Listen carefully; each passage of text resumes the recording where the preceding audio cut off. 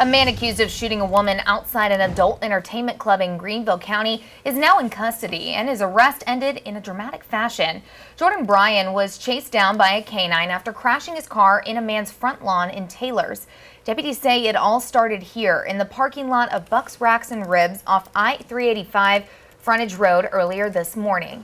Hours later, a deputy says he spotted his car and tried to pull him over.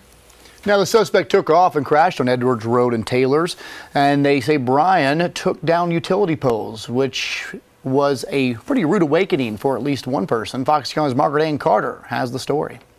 It was just before 3. Obviously, we were sound asleep, and I heard a heavy thump hit the house. The search to find a suspect in an early morning shooting came to an abrupt end in Carl Scheidt's front yard.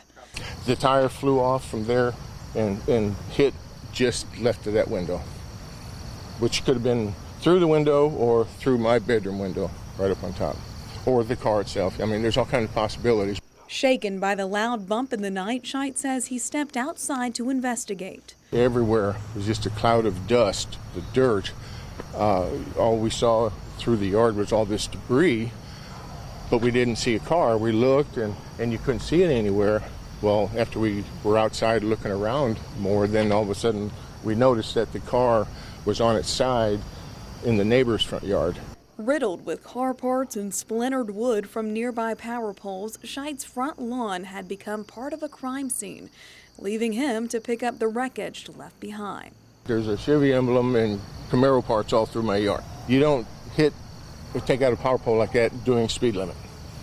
So there had to be a pretty good speed that this guy was doing.